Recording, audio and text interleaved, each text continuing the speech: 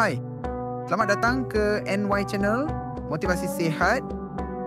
Di sini kita sembang santai pasal kesihatan mental dan fizikal.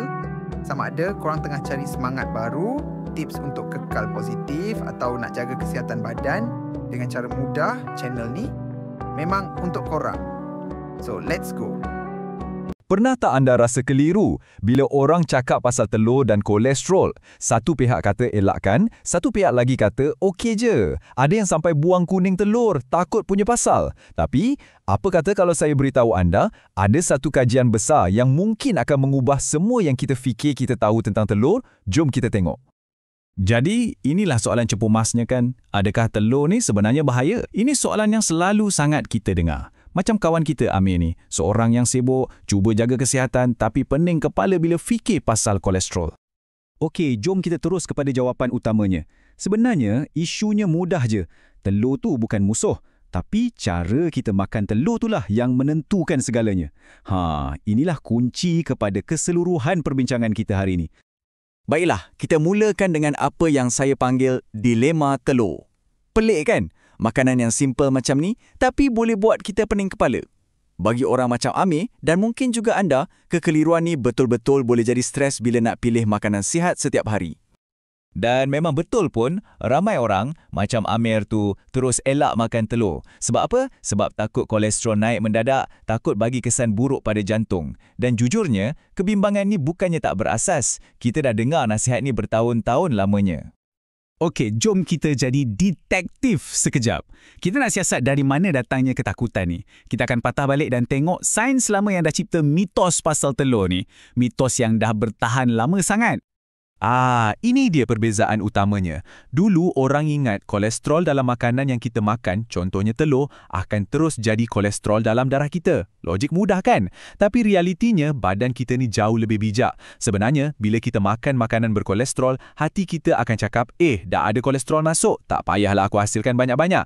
Jadi, ia akan kurangkan pengeluaran kolesterolnya sendiri. Hebat kan? Dan inilah nombor-nombor yang jadi punca segala ketakutan dulu. Satu kuning telur ada lebih kurang 186 mg kolesterol. Had harian yang disarankan dulu pula cuma 300 mg. Jadi kalau ikut kira-kira lama ni, makan 2 biji telur je untuk sarapan dah terlebih had. Patutlah orang takut. Okey, sekarang kita sampai ke bahagian paling penting. Titik perubahan. Jom kita tengok apa sebenarnya penemuan kajian besar tahun 2026 ni. Kajian yang betul-betul mengubah cara kita pandang telur. Tengok nombor ni. 100,000. Ini bukan kajian biasa-biasa tau. Kita bercakap tentang 100,000 orang peserta. Bila skala kajian sebesar ni, hasilnya memang sangat-sangat boleh dipercayai dan ada impak yang besar. Dan bukan itu je, kajian ni bukan buat sebulan dua. Para penyelidik ikut dan kaji 100,000 orang ni selama 5 tahun. Ini penting sebab ia bagi kita data jangka panjang yang kukuh, bukan cuma tengok kesan sekejap-sekejap.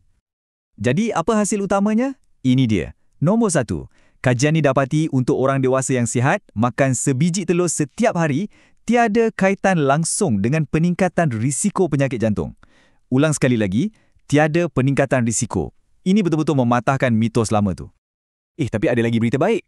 Bukan setakat tak bahaya je, kajian ni juga dapati mereka yang makan telur secara sederhana mempunyai tahap kolesterol HDL atau kolesterol baik yang lebih tinggi. Fungsi hati mereka pun lebih stabil dan kawalan gula dalam darah pun lebih baik. Jadi nampaknya telur ni bukan sekadar neutral, ia mungkin ada kebaikan juga.